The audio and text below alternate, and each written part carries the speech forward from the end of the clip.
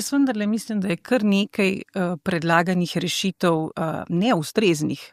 In eno je, kaj je populaciji všečno, drugo seveda pa je dejansko, kaj je strokovno utemeljeno in kaj strokovno ni utemeljeno.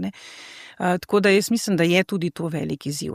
Deležnikov je več v zdravstvu, dejstvo je, da so seveda pomembni zdravstveni delavci, vsi, ne samo zdravniki, tudi interesi pacientov in včasih tudi pacienti ne razumemo čisto dobro, kaj je za nas najbolje. Zdaj, recimo, mi smo zelo velik pristaš tega, da je geografska dostopnost čim večja, jaz to seveda razumem, če si v vlogi pacienta, ampak treba je pa razumeti, da to ni edini kriterij, ko ti snuješ recimo zdravstveno mrežo.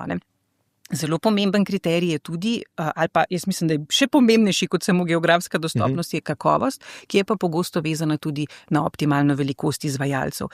In mi se bomo morali enkrat tudi z vidika kakovosti in optimalne velikosti izvajalcev dogovoriti, kje je smiselno imeti katere izvajalce. Treba bo zdravstvene izvajalce nekoliko bolj specializirati in v takih primerih v bistvu tudi pacienti sami včasih zavremo seveda neke spremembe, ki so potrebne,